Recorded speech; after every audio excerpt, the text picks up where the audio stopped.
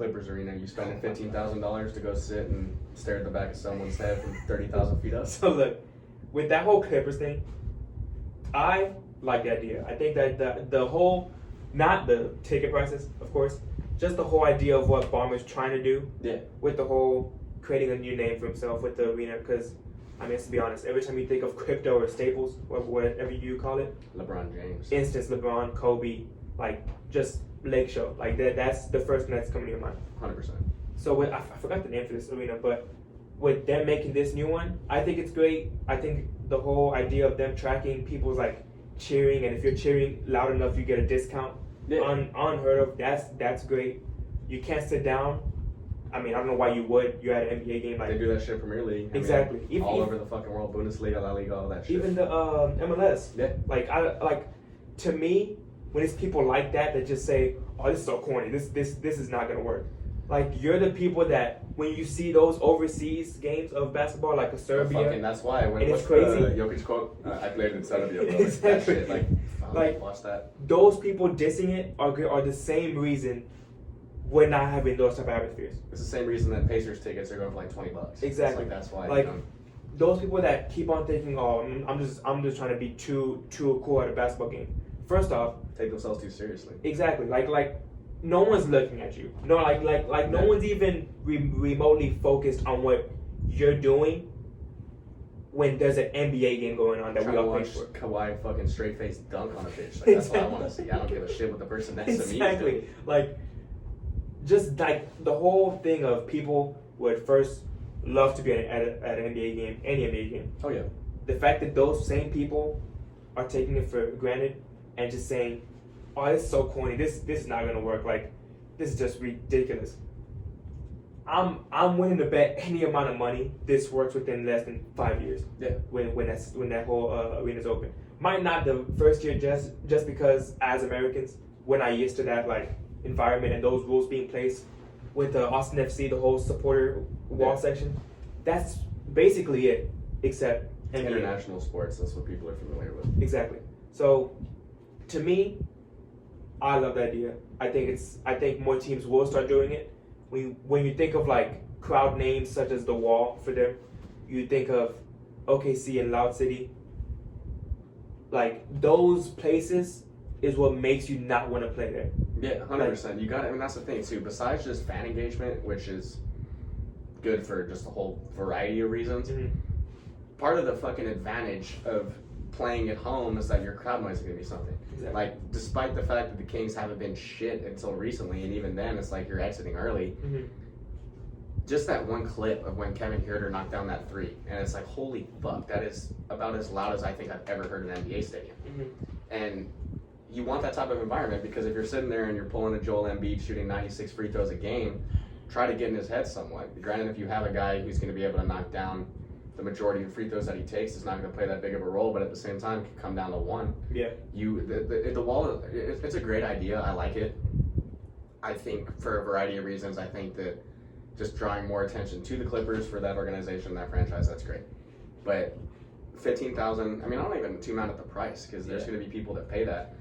I mean, Put it somewhere fucking else though. Like that's the biggest thing because I mean, my assumption is that especially with crypto, especially with it being in LA, that you're gonna look at probably the bottom section of maybe 200, 300 seats. All that shit's reserved. They're reserved for the Deion Sanders and the fucking Travis Hunters and every other celebrity that you can fucking think of. The actors and whatnot. Yeah, they're not gonna give that shit up because that's also what's drawing attention to the games and that's what's getting them fucking 9 o'clock slates on ESPN when people aren't watching shit else.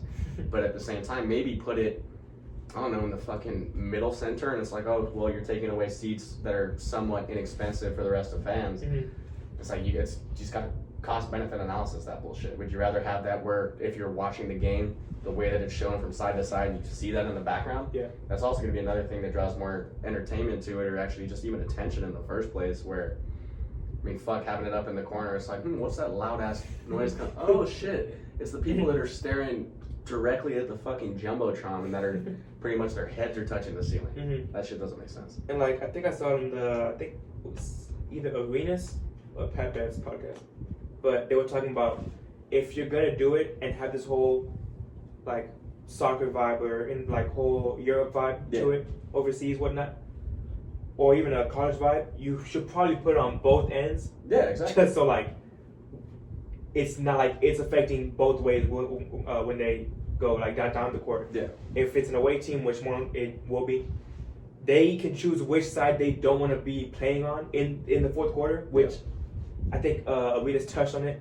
Like that, things like that is whenever you quickly see probably we should have put more thought into this. Yeah, 100%. Because that's the thing. If you put it, having it on both sides is one thing. Because it doesn't matter which direction they're going, it's going to be a problem. Yeah. But if you tuck it into like a top left corner, I mean, fuck, you're not even going to be able to see them from the court, A, but barely. And then at the same time, it's like, you just think of student sections for college football. Mm-hmm. And if it's a stadium that has one on one ends or the other, I mean, not even football, but like basketball, you're going to have student sections on both sides. True. For that explicit reason of, regardless of which way they're coming down the court, it's going to be in play and it's going to cause problems. Mm-hmm. Rather than like, let's put it in the most inconvenient spot for anyone to notice besides the people that just know what they're saying. Oh, Caleb Downs, the Buckeye for sure. Yeah, that's crazy to me. I mean, it's going to be good for them, and then that brings up just looking at how the college football landscape is going to be. I mean, 12-team playoff, that's one thing, but Sure.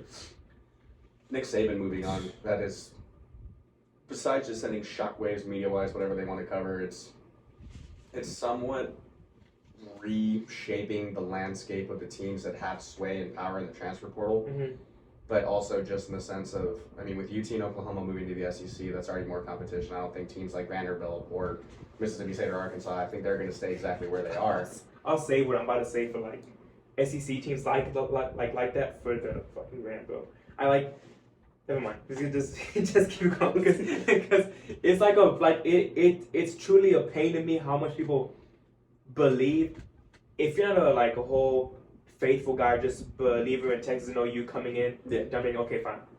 But it can't just be the damn Mississippi States and the damn like Arkansas and the South Carolina thinking, and oh, by the Mollywop, Texas.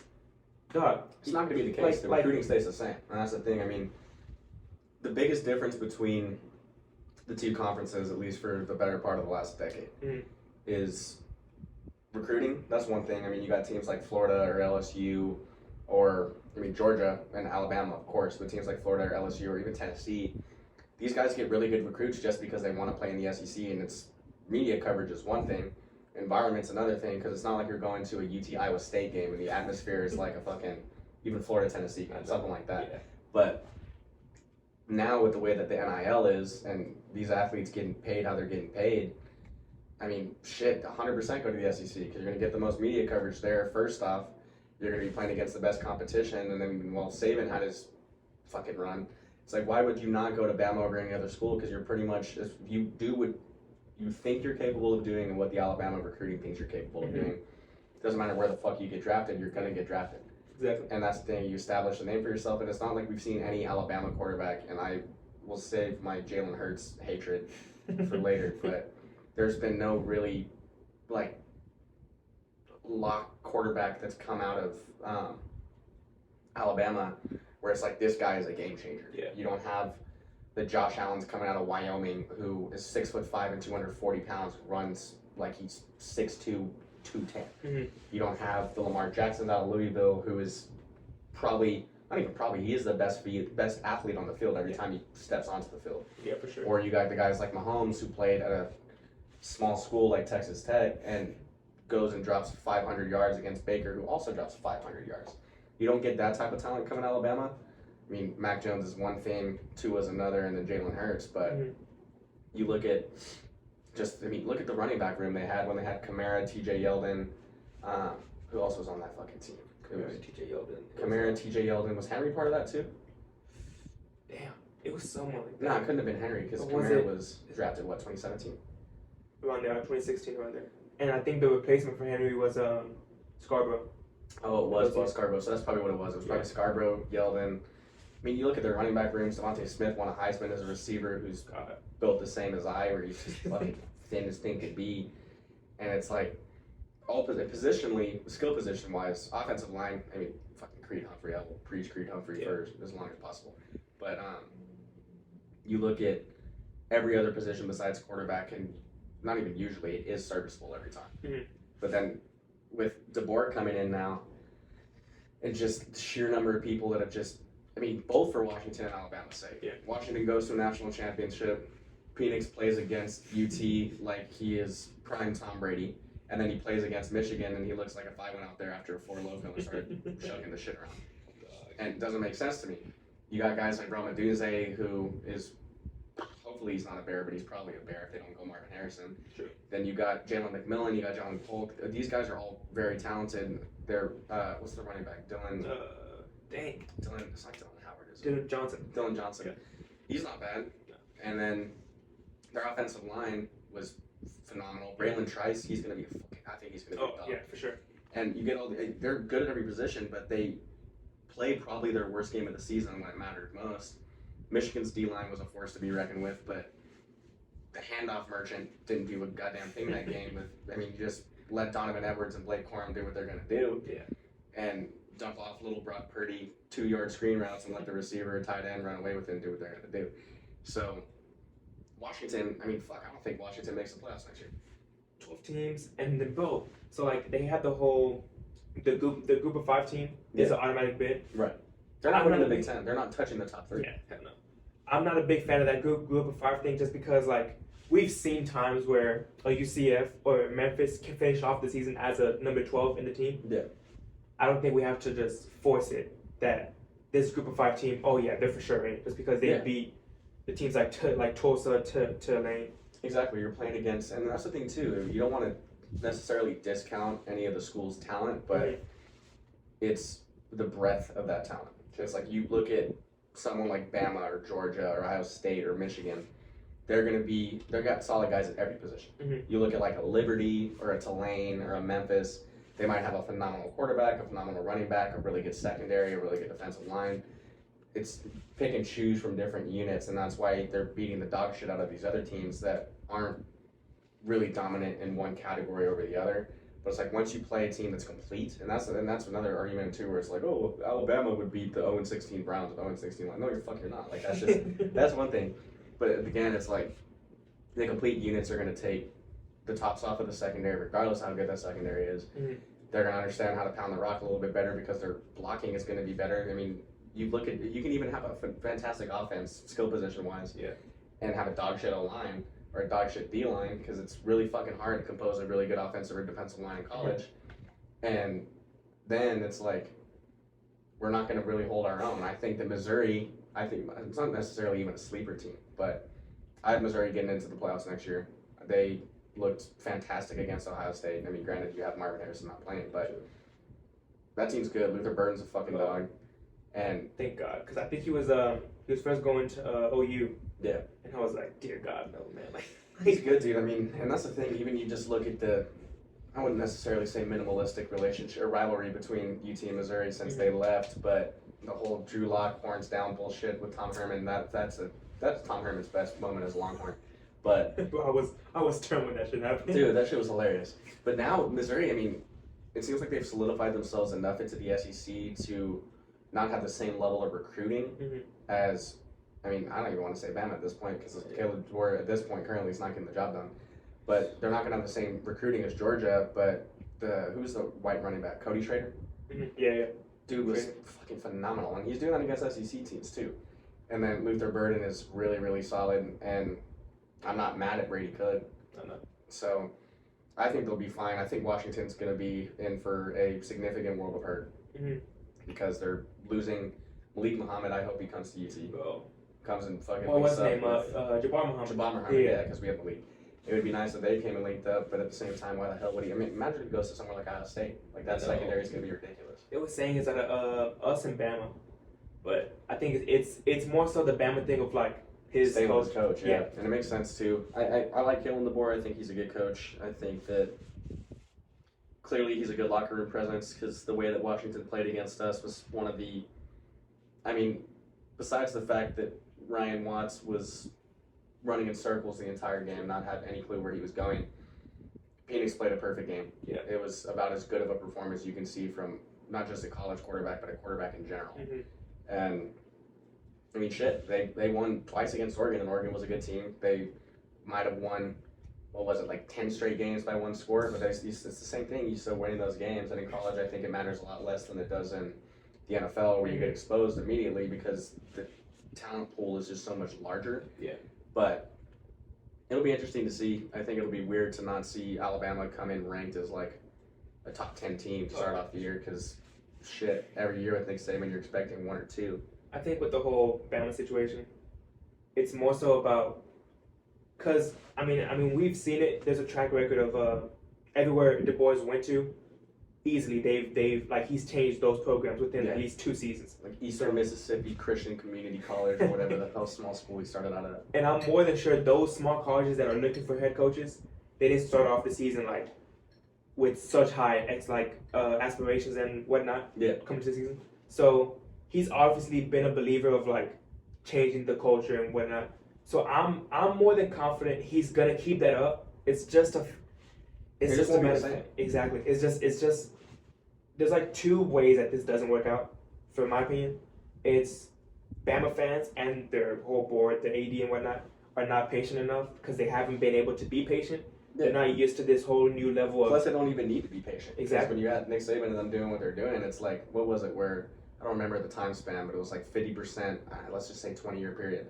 50% of those 20 years, it was either Belichick or Saban winning a ring. Exactly. So it's like you don't really need to be patient because you know that, oh shit, it's been 2 years since we won a ring. This is going to be the year then. Mm-hmm. And like you're saying, it's like, give it time, and I think it'll be perfectly fine for every single university's standards outside of Alabama. Mm-hmm. It's like that's exactly what you want a coach to do. You want to win 10, 11 games, and that's good. I mean, granted, everyone wants to win a fucking ring, but it's not always going to be the case. But at the same time, it's like, given the historical success since the beginning of this century, how long does it take for them to get impatient with DeBoer, regardless of if they're winning 10, 11 games, making the playoffs, not winning? Because especially just a place like Tuscaloosa. Oh yeah, there ain't shit else to do except watch fucking Roll Exactly. Tide. That's all the shit they got going on. Exactly. Like, I don't know. I guess it's just like, it's less about can DeBoer manage this team, because more than confident he can. I mean, his play design's one of the best I've seen in college football. I like it. It's just, if the Bama fans are not fucking with you, if the board isn't really rocking with you like that either, you're more than likely gonna be out just because they're impatient. Like it's nothing on here. He can win 10 games, 9 games this year, and mind you, that might get you a playoff spot. But you being Alabama and just knowing the whole damn media outlets that there is and how they're gonna be gassing up Bama every year, like oh, it's Bama. It's not gonna be the same Bama this year, obviously, but just that name being in the playoff, the new playoff, they're gonna have such either harsh, high, low aspirations and expectations for you that it would be stupid for him to not think that it's gonna be their year 1. Yeah. So, it takes some fucking nuts for him to take that job, though. Oh, for sure. I mean, especially when Washington. I mean, they had something like rolling. Whether Penix leaving, fine, but plus you go into the Big Ten and they start giving you more credit. It's no longer Pac-12. I mean, of course, the last year of Pac-12's existence, every fucking team decides to start popping off. But the P2. Yeah, exactly. But even then, it's like, man, it couldn't have come at a worse time for them to join the Big Ten, especially now that DeBoer's gone and you're losing all of your transfers. Mm-hmm. And that's one thing. But then at the same time, it's like, well, shit, now you got to play Oregon. Still got to play Oregon. You have to play Michigan. You have to play Ohio State. You got to play some of the sleeper teams like Penn State or Iowa. Mm-hmm. It's like that's going to be even the awakening. The Wisconsin's with 100%. And then I think they hired the Arizona head coach. Yeah, I think he's gonna be good. Yeah, he'll be good. So I'm not gonna put them in like a spot where they're just complete dog water. Top 25. Yeah, not competing. Like you'll be competing. You'll give teams hard times, especially the Michigans and the Ohio States of the world. Yeah. Just because if they play you on the road, yeah, you're not surviving.